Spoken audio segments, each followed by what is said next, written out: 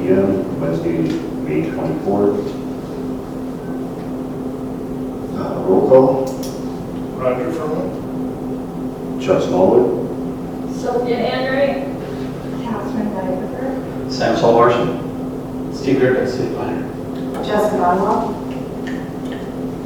Okay, if you'd all stand for the pledge of allegiance.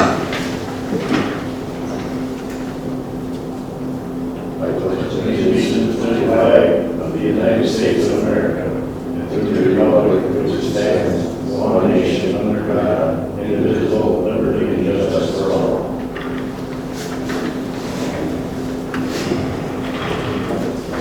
Okay, we have an addition to the agenda this evening.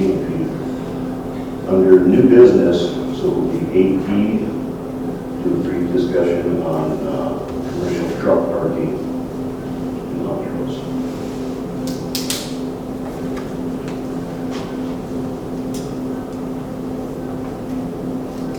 With that addition, I look for an approval of the agenda for this evening.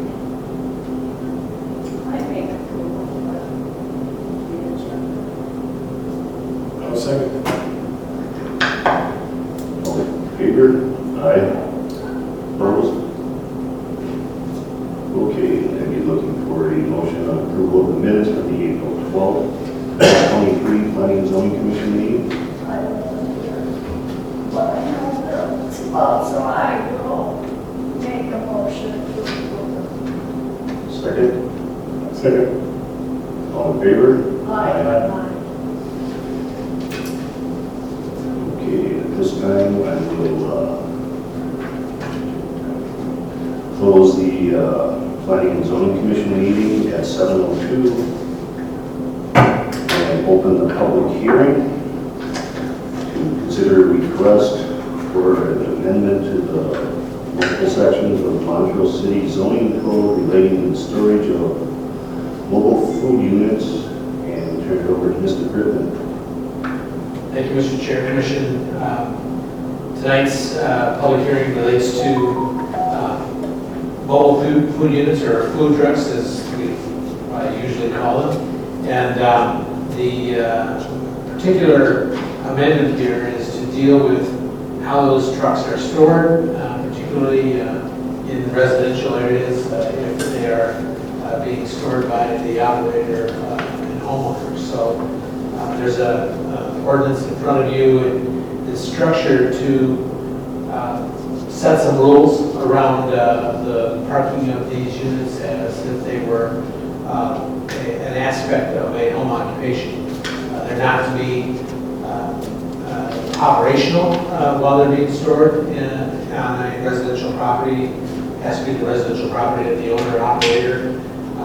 Presumably then that person would then take the truck to a place where they are providing their food for sale at an off-site location.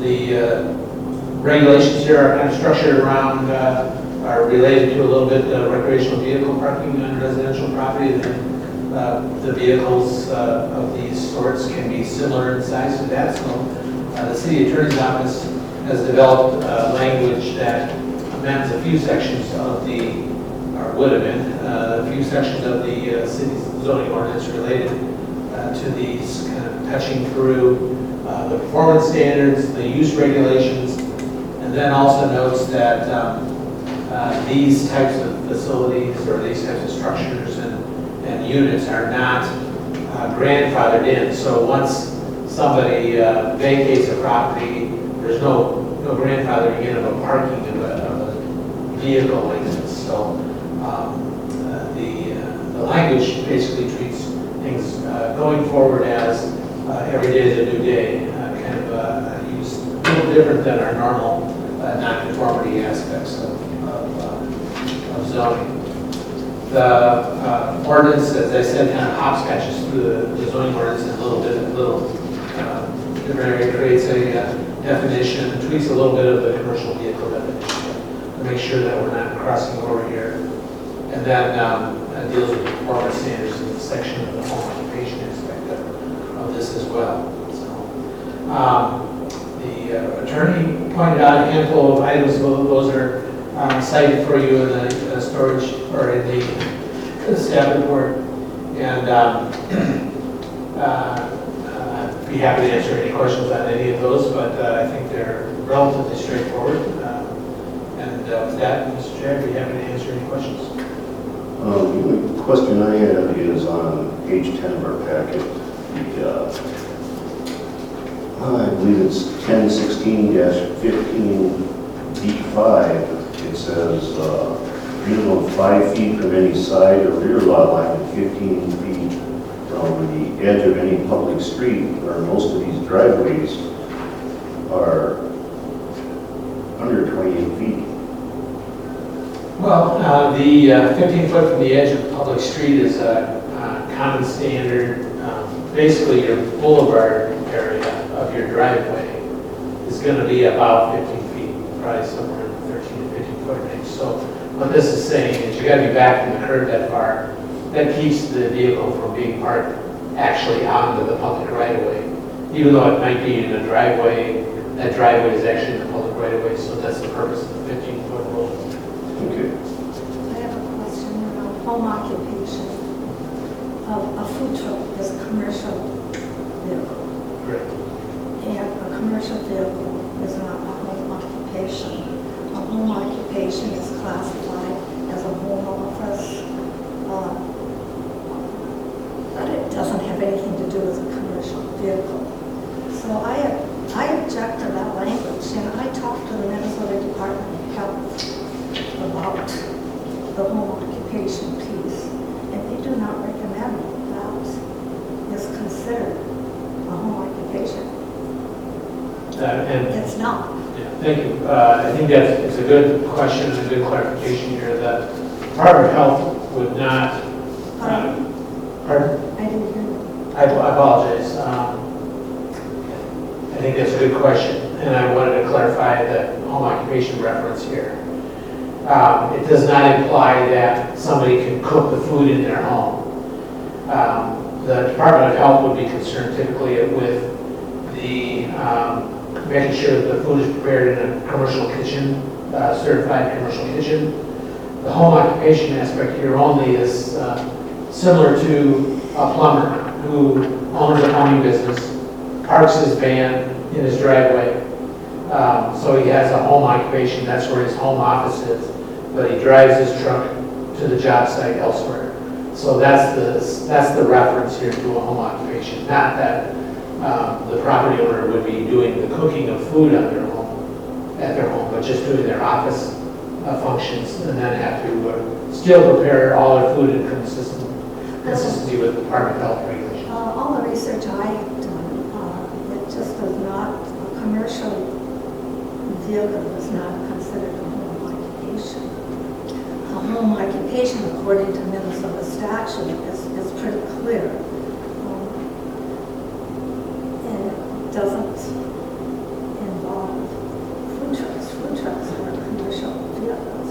Are we saying this is a home occupation? I mean, No, it's yeah. just modifying that section of the code to say that an applicant who operates a food truck business and stores the vehicle on their property is a brand of home occupation in the sense that they're storing their commercial vehicle on their residential property.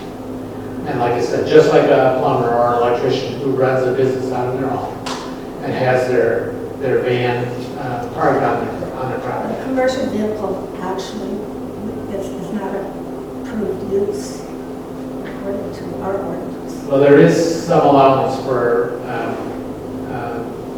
commercial vehicle parking in the code. And as the attorney noted here, it's really the size issue and regulating it. So we allow other large vehicles to be parked on residential property. Some of them can have commercial markings, but some of them might be recreational vehicles the same size. We don't allow the recreational vehicle to be occupied on the property. It can only be stored and parked there. Yes, but storage is a different issue. And that's actually the same issue as we're That's talking what about we're here. talking about, storage. Storage only of the vehicle, not operation of the vehicle. But you're saying that A food truck business is a home occupation, and a food truck can be stored, a commercial vehicle can be stored in an R1 residential area as an accessory to the homeowner's use. I mean, storage is for recreational vehicles, clotheslines, wood piles, whatever. It's not for recreational vehicles, according to the definition in Minnesota statutes. Well, the statutes regulate one set of things. Our local zoning is actually the relevant ordinance because we have the zoning authority at the local I know level. that our outdoor storage does not stipulate food trucks or commercial vehicles. Our language, our definition, our city code does not. That's what we're trying to. That's what this amendment would address, is to create, kind of carve out that space for this idea. And certainly, planning commission If we're may. going to do that, then we need to allow semi-trailers, boom trucks, every type of commercial vehicle. I don't see how you can carve out one particular vehicle, business. Then you need to allow gravel trucks, dump trucks, booms, hearses, ambulances, anybody that has a commercial business, then we need to allow that. There's no way that you can carve out one industry. And you'll ruin our R1 residential districts in the process. Well, Mr. Chair, Commission, I guess that's the issue with the planning commission. So whether you think this is a good idea or a bad idea, I take your point. You certainly can carve out different classes of vehicles to say by size or by use that they might be different than other classes. So I think the argument that because you authorize a vehicle that's a food truck size structure on a piece of property doesn't imply that you have to then allow a dump truck or a semi-trailer. Yes, but you're carving, that's my point, you're carving out one commercial vehicle to be allowed in an R1 residential district, and you're leaving out all the other commercial vehicles. Correct. That's a carve-out. That is not But a it's policy. not an illegal carve-out, I guess that's my point. Policy-wise, you may not like it, but you legally can do that because none of those other vehicles have any constitutional rights. But a food truck is probably the most dangerous commercial vehicle that you can have. It has a 100-pound propane tank mounted on the back, and they are subjected to leaks, and high temperatures can cause a leak in a propane tank. Well, there's And propane if tanks the all over the valves- place, though. Yeah, but I've driven past 4 trailers on my way here, all over propane tanks. You can't base this off of just propane. What if situation? it's a dangerous vehicle. But there's a lot of dangerous vehicles out there. So- I know, but we just- shouldn't be but allowing just to them to say- park in our R1 residential areas, where you have a family with small children in a bedroom above. We will agree there's activities. I mean, Well, it's for discussion. there's fifth wheel, I can see from First Street, that's bigger than a food truck. It's got propane tanks on it. Why do we not And not just, trying to cancel that out? it's not a Propane is propane. No, propane. It's a dangerous vehicle. We allow electric vehicles So, too, but well, they they're, should be on R1 districts. we allow electric vehicles too, but they're prone to explosion and a lot harder to put out than propane.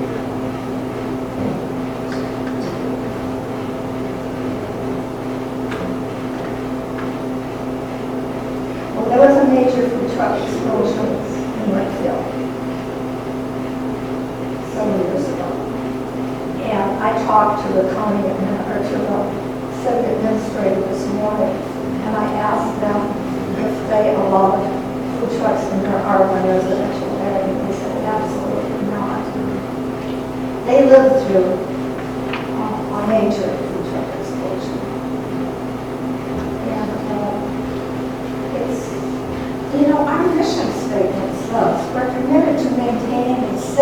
welcoming, family-friendly community with affordable housing where parents can raise their families.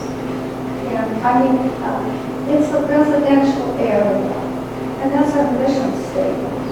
Yes, we want to support businesses, but our economic policy is to promote economic development for local jobs that have investment and manufacturing firms or whatever. Our economic development isn't for commercial vehicles. There are R1 residential I just don't see how you can say, because you don't have a restaurant here, I'm not going to allow you to have a separate business to provide for your family. Yes, but a food truck does not cater to modules, basically. They are going to value modules. They're going That's not necessarily true. They have been here, they have served the fire department many times. So just because they're serving food outside of the city, you're gonna say, no, I'm sorry, we're not gonna allow this? Ice cream bike truck was by last week from my house. Are we in the public hearing yet? Yes. No. Okay, who's advocating for this? The city. Right now, we're having a discussion. No, is the city advocating for this? City council asked planning and zoning to talk about this, to look into this, because they would like to allow them to park in their driveway. Well, I think it's a bit, I think it's a bit of a reckless. Very reckless. I just don't think it's something our residential area should have to do with.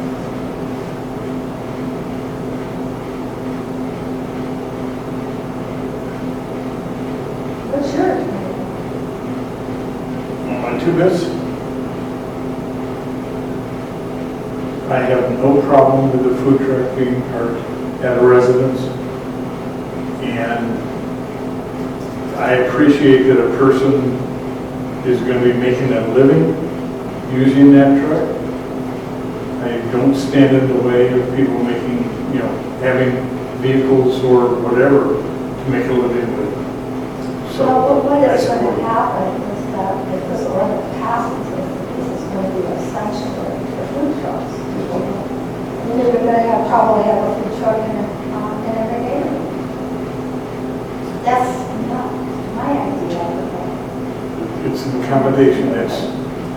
If a neighbor is making a living using that truck and they're willing to park it in their driveway, unless they have a suicide pact, they're going to keep the truck safe. And it makes sense for them want to keep an eye on it. That's their money maker. Yeah. So it's their living, making a living. I'm reticent to stand in the way of people being able to make a living. I think it would be fine to have a food truck at Mont Drills during the day, because we have no restaurants available. Well, they wouldn't be able to operate it out of their residence. No, If they but had a they permit, they could. could set up somewhere. I mean, it would be fine to have them in a public place. It's not the business itself distributing, the food trucks around neighborhoods or whatever. I have no objection to that. My objection was parking at the residence. Okay, answer me this, then. What's the difference between the newer, nicer RVs and food truck? Some of these ice castles are set up better than my kitchen.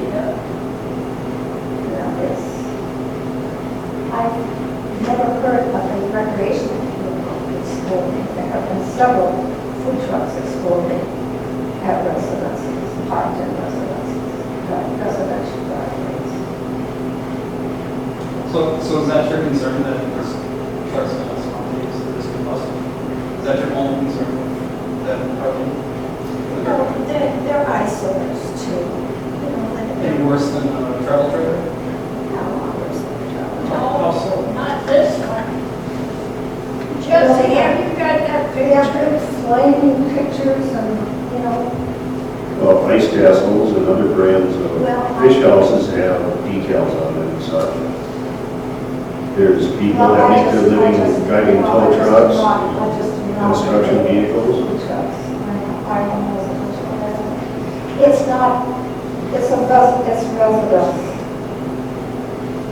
It's family, raising families. It's not.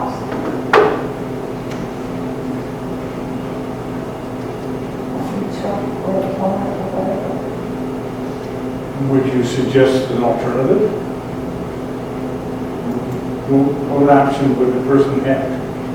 Well, I think they should have some sort of a commissary. If you want food trucks, then you should have a commissary for them to use their kitchens. So they're not prepping and cooking food in the driveway. Well, they're not, it says right here, they're not allowed to prepare food or operate the food truck at the residence. They're literally just storing their truck. They're parking it. No, they can prep food in their driveway. Not according to the way this is written, they cannot. It's prohibited. Oh, okay. That's not what Minnesota Department of Health said. So they can prepare food in their driveway, not in the house, but in their driveway for 21 days, and it's not consecutive.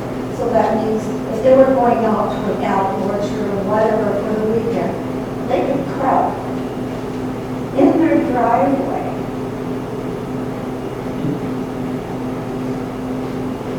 And Let's see. The that is, Minnesota Department of Health. that is the wording. And my other question, we're talking about, well, we have a food truck we have a food truck already parked. We have a food truck already in Montrose. My question is, how did they get their license? Their license comes from the state. Their license comes through the Minnesota Department of Health. Right. That's the state. Okay, and there are several requirements. They have to submit a plan, and they need to send a copy of the zoning approval in order to get their license, in order for their plan to be approved. Who sent them a zoning approval to get licensed? Nobody that I know. I don't think we did. Who did? I don't know. The Minnesota Department of Health licensed them, and they licensed them on somebody's approval. So if the state So licensed them, somebody- they must have gotten Somebody. approval. They've gotten something. If the state Okay, licensed well, them, they have gotten something. who approved it? Nobody at City Hall approved that. We didn't send anything in There was a saying, verbal approval, Karen. Well, who would have done that? How are we jumping to conclusions that there was a verbal approval? Well, I said, then how, they had to have an approval to get the license. Well, then that should be a question for the state. Yeah. The state obviously approved it. They received all the requirements. and Okay, approved it. and the requirement, a copy of the zoning approval. So, yeah, that's part of the requirement that the Okay, state so- would have gotten. So, I So don't you understand said- how this is falling back on the city. Okay, well, somebody sent a copy of the zoning approval. That We should don't be have- a question for but we don't the have state. it. Well, apparently they got the approval. The state gave them a license. Correct. They have to get the zoning approval from the city. But the state gave them a license going through all those requirements. Except, So- I'm questioning a copy of the zoning approval. But if that's part of the requirements, I don't know of anything that exists. I bet you could ask them for that at the Minnesota Department of Health. Have you talked to Tina? No. The Minnesota Department of Health? No. Someone from Montrose has. Not anybody that I know. Well, they told me, they talked to somebody. Who? And, somebody that apparently gave them approval. And my point is that, Well, we you don't. already have a food truck, There's it's multiple. already food trucks. approved. And They're just not parked in residential areas, they're in the trailer parks. There's 2 ice cream trucks. it's just, And they you're asking for permission after they've already licensed and have them. Well, like Jessica just said, she never gave, nor does she know of anybody at City Hall that gave them approval to park it. Why the city gave them their license, we don't. It's also possible that they received zoning approval for the place that they prepared their commercial kitchen. So most of these food trucks will have a commercial kitchen that they use, and that may be the zoning approval they got for wherever that kitchen is, not where they store their truck. So I don't know what the Department of Health has on file, but it's not just presuming that the city of Montrose gave them the zoning approval for their truck and their driveway. It might have been related to where their kitchen is. Because that's usually what the Department of Health is worried about. But they don't have a kitchen in their house. They don't have a. No, So they could be renting a commercial kitchen Contract from for somewhere. commercial kitchen somewhere else. But they haven't contracted for a commercial kitchen. Do we know that? Do you know that? They have to have They a have commercial to. kitchen to prepare their Because food. they have that To get their big license. thing on top, people, to keep, Somewhere they've got a commercial kitchen or they contract for one, to use one, to prepare their food. That would be the Why are license. why are we even discussing that when you've already made the decision and the truck has already been approved and it's already parked in the driveway and has been for some time? We have not approved it, Catherine, that is why we are here tonight. City Right. Council, we have not approved it. But it's been parking there. We've got chickens and everything else in town too that aren't approved. In a perfect world, things happen. and them are small lots that have chickens. So, right on page 11 in your packet, number 4 says that they are not allowed to prepare any kind of food at a residential storage site.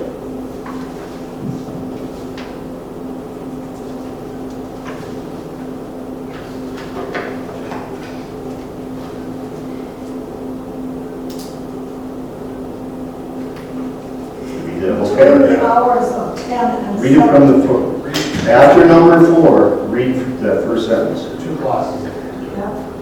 Two sentences. I owned a food truck and it wasn't safe, I wouldn't fire it up right next to my house. It's not a contradiction. The first sentence clearly says that they cannot use a heat source to prepare their food. The second one was any other food preparation can't occur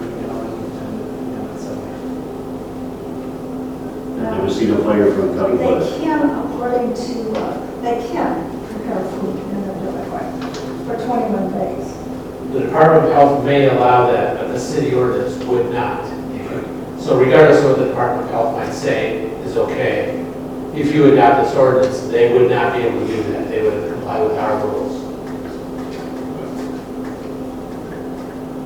And some of these food trucks have to get a permit from the city even.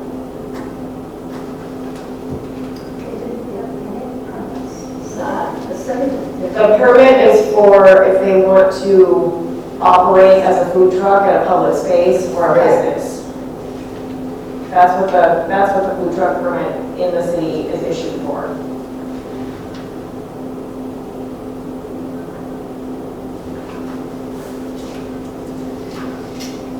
That has nothing to do with storing trucks. We have trucks from other cities that come here to sell food. Yes, but that's And we permit that That's process. not a parking in an R1 residence. Correct. If there But was that's what the a birthday permit- party or something. I'm just saying that's what the permit allows, is trucks either from here or from other cities to sell food in public places.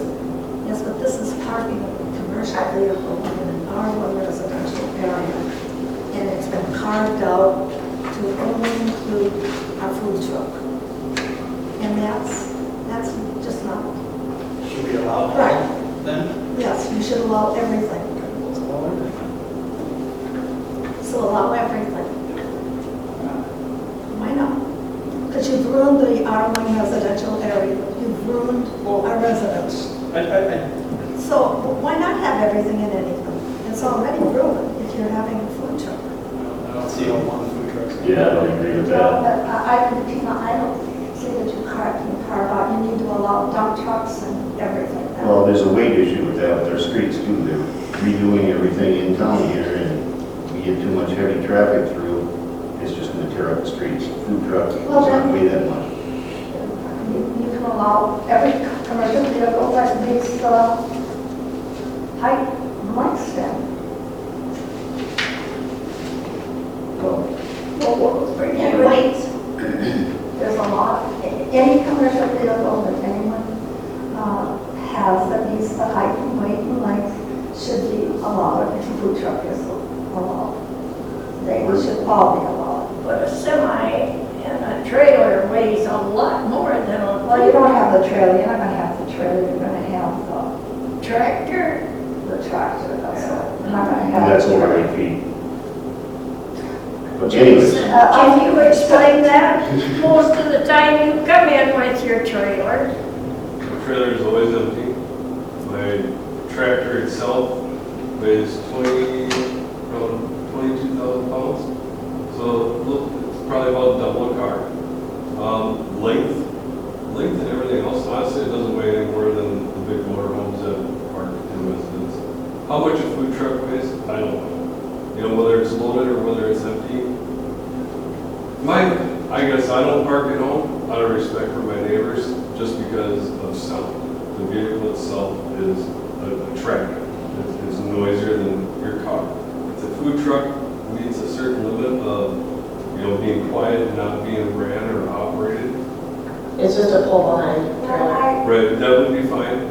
As far as the propane goes, honestly, some of the big campers carry big propanes, and I'm not knocking your argument with it, but I can pull a 100-pound propane tank in the back of my truck, pick them, and park it at home.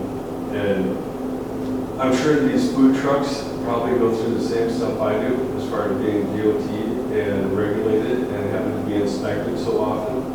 And I'm sure if they have a gas leak or something, they know about it. I'm sure they're being inspected. I get inspected all the time. I have to go through a DOT once a year, and anytime I drive on the road, DOT can stop any commercial vehicle, whether you're a pickup pulling a car or you're a food truck or whatever. If you're commercial, DOT can check you out, and if you have any issues, they can shut you down, they give you fines. The fines are crazy expensive. I mean, it can be anywhere from $500 to $5,000. Or sometimes you're put out of business and your licensing is put on hold. So I'm guessing they go through pretty You know, strict I haven't heard regulations. probably anything you've said, you should be at the microphone. Oh, I don't know, I've never been to a meeting.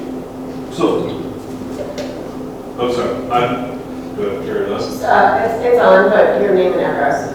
Alright, so, Jason Doherty, I live on 7th Street, 635 7th Street North. I've never been to a meeting before, so sorry, I didn't know I was supposed to be up here. As far as the food truck goes, I don't do that business, but I do a commercial truck, okay? So my truck probably weighs 22,000 pounds just by itself. About double, so if you had two vehicles parked in your driveway, it equals a semi. I don't park my semi in my residence just because semis are generally louder. You know, they're not quiet vehicles. If a food truck is quiet and it's not being turned on or operated in their yard, big deal. As far as your argument with the propane tanks go, there's nothing saying I can't put a 100-pound propane tank in the back of my pickup and park it in my house and keep my garage with propane off of a fish heater or whatever. I'm not knocking what you're saying. It just, you don't know what your neighbors have in the garage as far as a propane tank, and Delta City's going to regulate that. It would be silly. And some of these people that are commercial, they're making good money.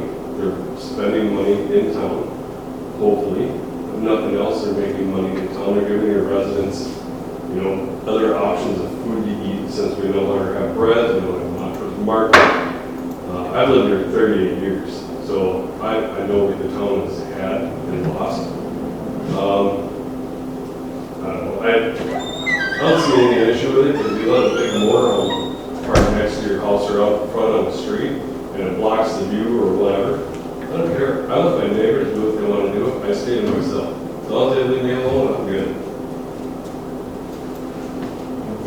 I think all commercial vehicles, like you said, if they're making a living, then we should, then all commercial vehicles, anyone that has a truck or whatever, they or they should be able to park in their driveway. And so turn your residential area into RV, residential business. That's what you're doing. Well, I know there must be, there's a lot of semis that park across from us in Montrose, and you never hear that one's truck even run. The only time I hear it is when he has to start the, what's it? Huh? APU. I never start to reefer, my truck's always empty. Okay, we're right, it would have to be with food in it or something. And that's the only time I ever hear it. Yeah, but we got a grain truck that starts up at 4 o'clock in the morning, so I know where they're running. Let's turn R1 into RV and allow everything. If they're making a living, that's important to everyone. And As long as it fits on the driveway. let it. But to carve out is not equitable. It's not fair. It would be if you owned a food truck, and that was your living. I- It would be important to you if you owned a food truck and that was your living. Well, that's what I'm saying. It's important to everyone. So let every commercial vehicle, everyone that's making a And living that's and not has- what we're discussing, that's above and beyond what is in front of us. Mr. Chair, Commissioner, I could clarify this a little bit. We kind of went sideways a little bit on the commercial vehicle part.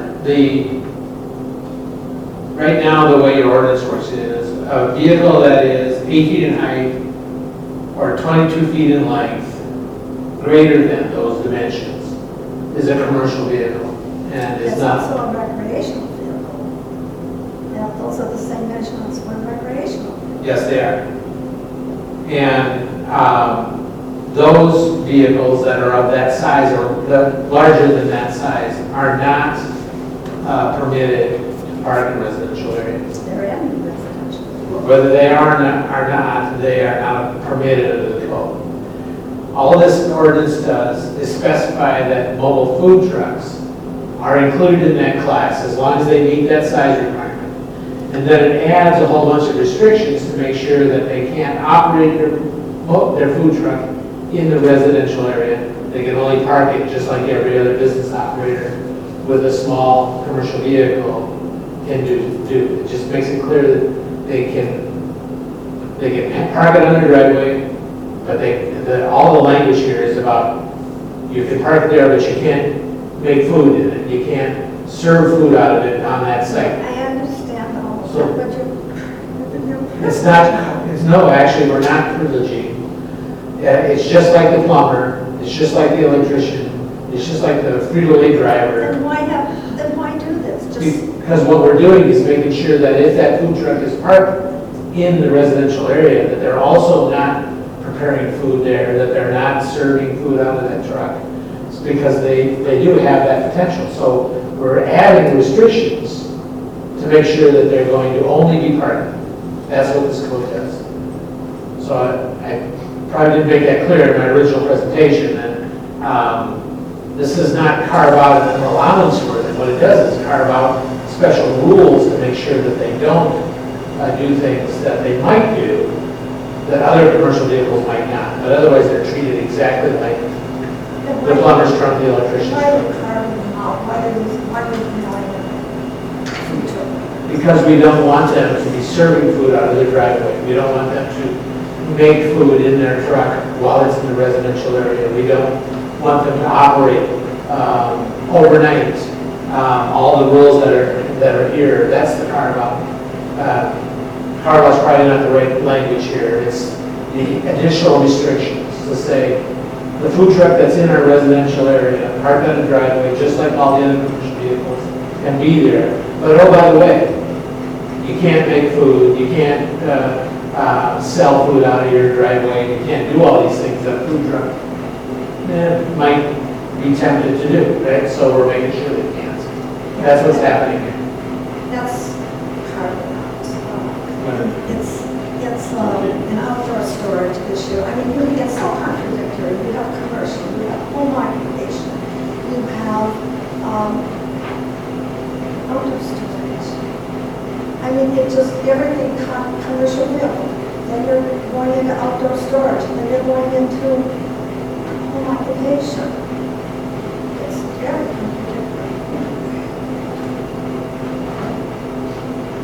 And so if you just had commercial vehicles, all commercial vehicles, you want to put measurements on it, fine, they're not wrong, but any other commercial vehicle, just put commercial vehicles are allowed.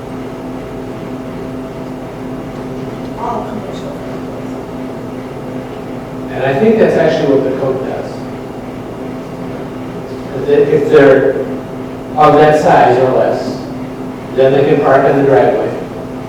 And we don't have the problem of the plumber's truck selling plumbing supplies out of his truck. That's not something that happens. They go to the job site. The food truck, we don't know. So we're ready to make sure, yeah, you can park in the driveway just like the plumber, as long as you drive off-site to your job site. That's what all these rules are about. Minnesota Department of Health regulates that. It's a, it's not the Department of Health. Yeah, the Department of Health has their purview and their licensing process, but they don't deal with zoning. And so that's our job, and that's what we're doing here, is creating They zoning rules. they license that particular food truck because the zoning is it. We're just going in circles. I mean, it doesn't, how they got there is not the issue at hand here, it's what's gonna happen moving forward. So we can talk about the past all we want, but we're talking about putting these in place moving forward. So Commercial vehicles. that's what it It says. already allows that. You don't carve out the food truck. We're not carving it up from the truck. We're just adding restrictions for food trucks because commercial vehicles are already allowed as long as they fit within these We're size basically parameters. putting more things on food trucks than what should be on any other vehicle. We don't have separate amendments for Well, ordinances for plumbers trucks. then you need to change R1 zoning to RV. Why? Residential business. No, it has nothing Because to do it's with not that. R1. It's got nothing to do with that. This is for parking. And if it's parked, you can't use it. Parking has, R1 zoning has parking regulations according to city code. Yep, under 8 feet and less than 22. That's what we're discussing. Goodyear's not going to park a blimp in their driveway. They're not what? Going to park the blimp in their driveway if they buy a house in Montez. Is there any other comments from the audience? Any thoughts? Okay.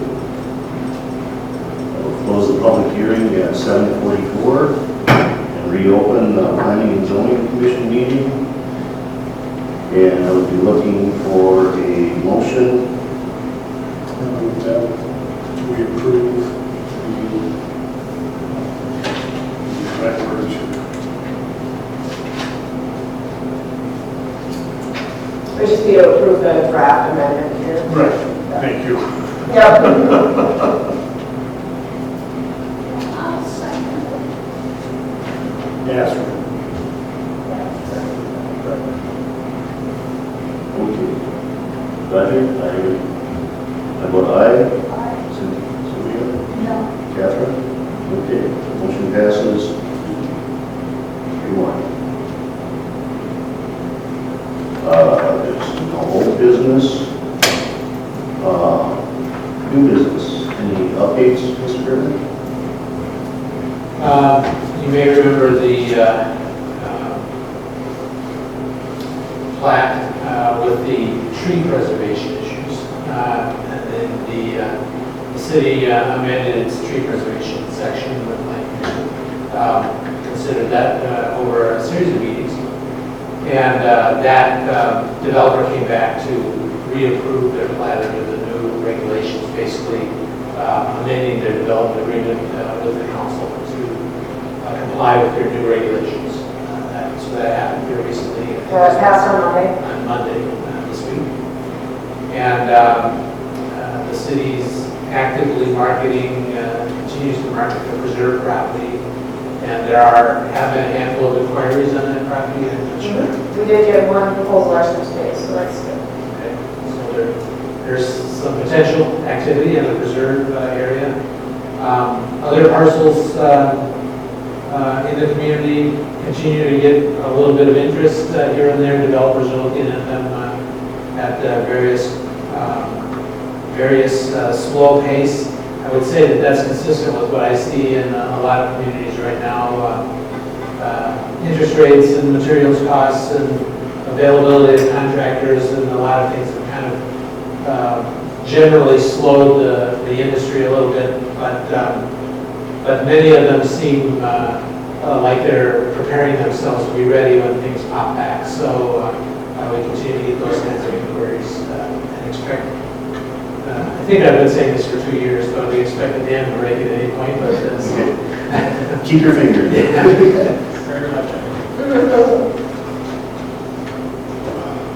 Thank you. Jess, any good other? Nope, that's pretty much it. Okay, and then to our addition of the commercial truck parking. You want to address this? Yeah, just go ahead and give me name and address. So Jason Murray, 635 7th Street North, Montrose, under 30 years. I've been an owner operator and I own Wizard Trucking, and I've done it for the last 6 years. I did start out before I knew about Justin Emery's shop here in Montrose. I used to park in the middle. Fills up very fast. At 4 o'clock, it was full. You can't park there either. So I've been parking up at Justin. I spend anywhere from $15,000 to $40,000 a year just at Emma's. Matter of fact, 2 weeks ago, I had to have my truck towed in. I was down my Fairbolt. Instead of having my truck towed somewhere else, I had it towed. I paid $1,100 for it to get towed in Montrose.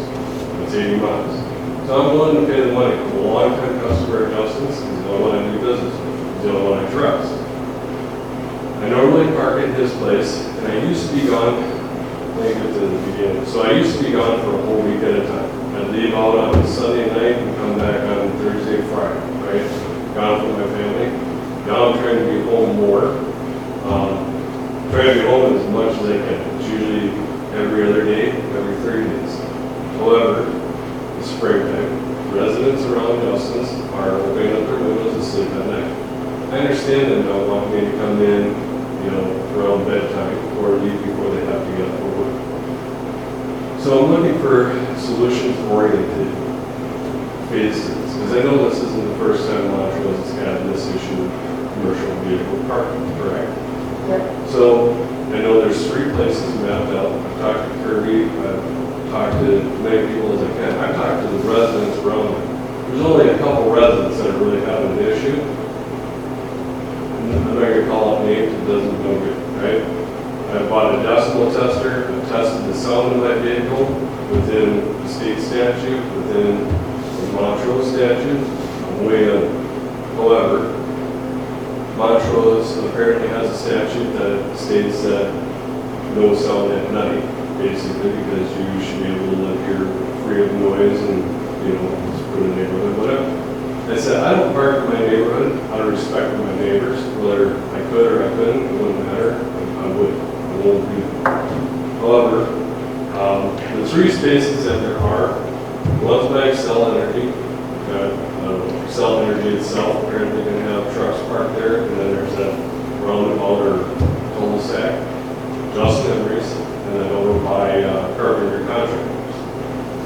So what I'm willing to do, solutions oriented, right, is I'll pay for a steel sign to be put up over by Carpenter Contractors or anywhere on that road, whether it's behind the liquor store or whatever.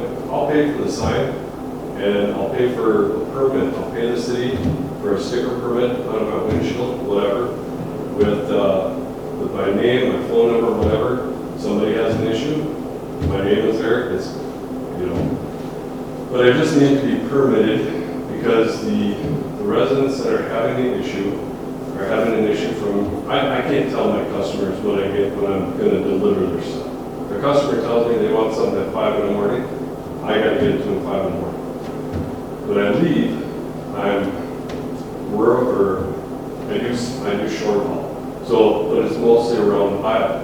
So I go out to Nebraska, I'll do a lot in Iowa, Illinois, where, but like I said, I try to get home as much as I can. I'm not home every night. And I can't tell you when I go. I can't tell you if it's night, noon, morning, I'm done when I'm done, right? So I'm looking for somewhere to park from the hours of 9 to 5 a.m. without disturbing the residents. So I was thinking of that frontage road that's back there behind either the liquor store or all the way out to carpenter contractors. I'll pay you guys $100 a month for a permit, and I'll buy the sign. You tell me where to get the sign from, I'll have it made, I'll do it. But, and I probably won't be there every night. Might only be one night out of the week. Might only be one night out of the month. You get $100 for one night a month or whatever. After, say, 5 o'clock in the morning, I'll move my truck back to Dustin's, because the residents aren't having an issue.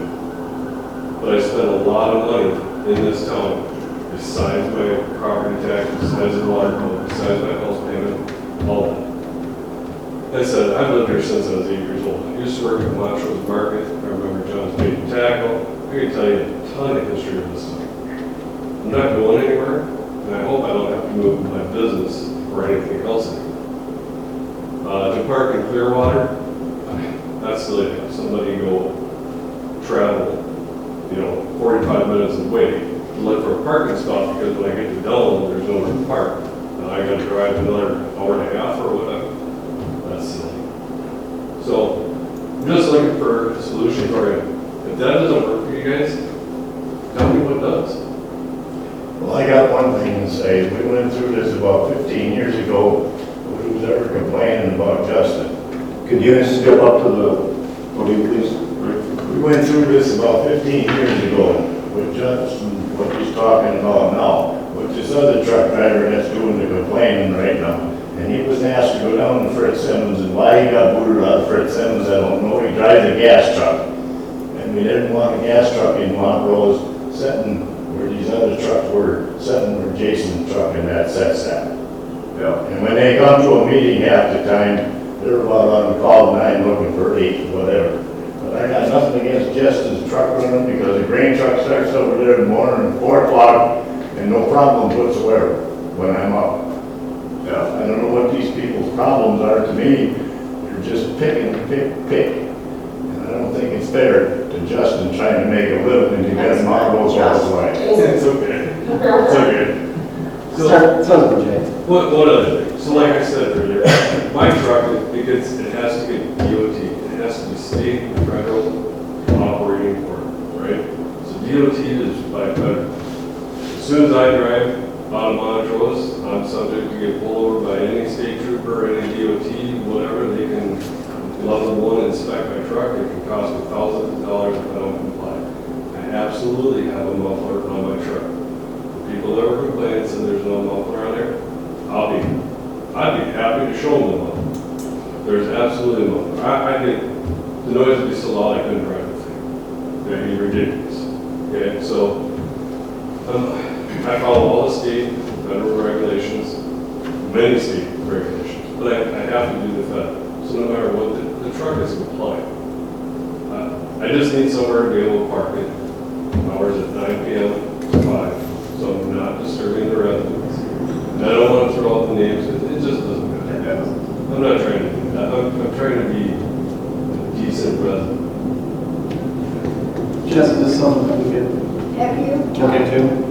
Yeah, I think this is gonna take a little bit of research and maybe just trying to figure out where a good spot would be. Maybe start talking about it at our staff meeting next one in June and go from there and take it probably back to here and then council at some point. this may even help with the solution as far as the food trucks.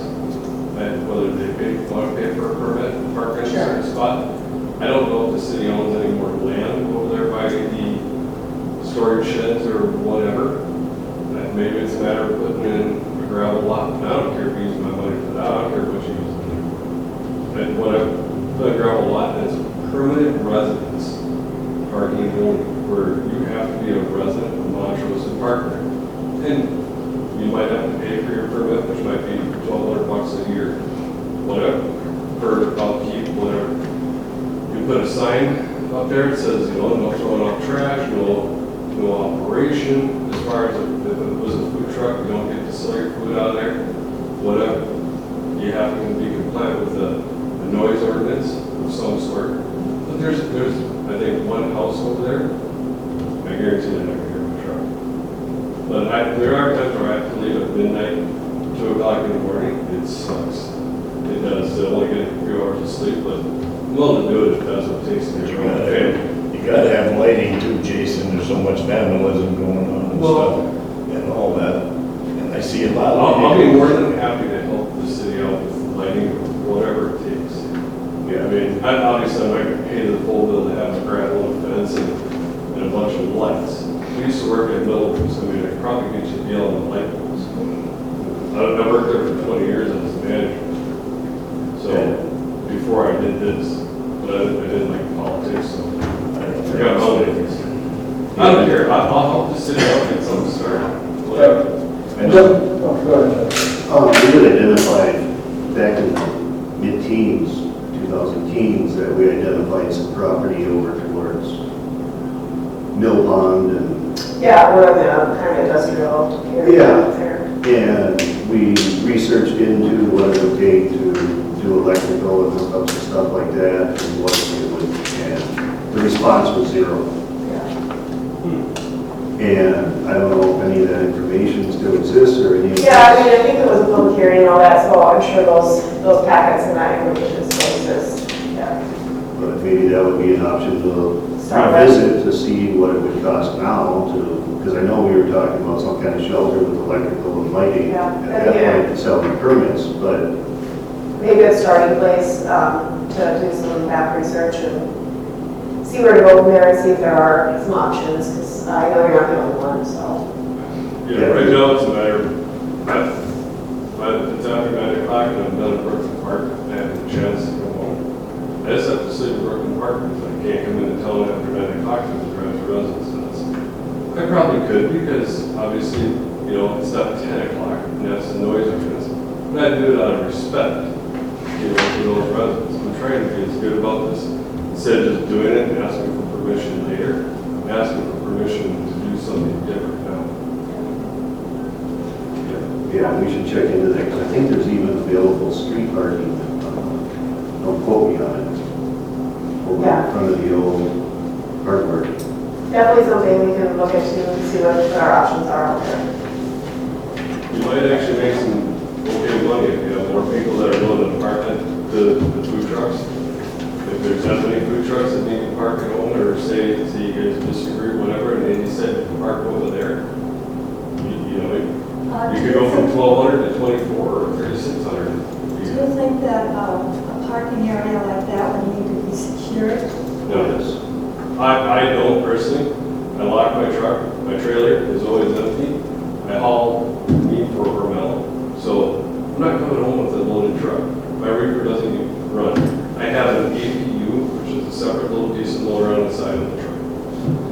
What that does is it keeps my batteries charged, it keeps my fuel warm, it keeps the motor warm, so that in the winter, the thing will start, right? Because if it freezes up, it would cost me $4,000 to have the thing thawed out, and with batteries and everything else. So I do have an APU, but that's way under. That's something that's way quieter than a truck. I don't think it needs to be secured for me personally. I'm not looking for any kind of security out of it. I park at my own risk. I don't know. You tell me where I can park, I'll park. Yeah. And that was what, I have insurance, so I'll take care of it, whatever I need to take care of it. yeah, but that's what came up before, is if we have an area for people to do this, and we're selling permits, there's a great gray area between, okay, you have insurance, do we need insurance? And that's part of the thing that came up last go around. I'd say, We thought it was a good idea, and then everybody's like, no, we're not paying. hey, You won't do it. you tell me what you need out of me, and I'll help you with whatever I can. I mean, as far as, I don't know what you guys need. I mean, obviously, the city has to do what the city has to do for its own insurance or reasoning or whatever. But I can tell you right now, I'm taking care of it, because, I mean, if something happens to my truck up at Justin's, I'm not going after Justin for it. I have my own insurance. You know, if he's got a video camera up there, I'll find him. I don't. I think he does, doesn't he, Jason? He does, but it doesn't work on the side that my truck's on. I should say that out loud. However, he's fixing it. But really, I park at my own risk. I mean, he only allows me to park there because I do so much business with him. I spend so much money with him. Like I said, I'm dedicated. I paid $1,100 to have the thing towed 80 miles. Yeah, I definitely think that this is something we should. Yeah, revisit it. Really look. Because, before Ingrid's was out there, I think we had the limitation of people hiding out at Fitzsimmons. Yeah. If they could get Richard to agree with it, so, yeah. Yeah. I think it's a good idea to move forward on that. I appreciate you bringing it to us. I have a question on food truck. We're past food trucks. We're done. Our next meeting will be Wednesday, June 14, 2013, here at the Community Center at 7 p.m. At this time, I look for a motion for adjournment. Move to adjourn. Your second. All in favor? Aye. Opposed?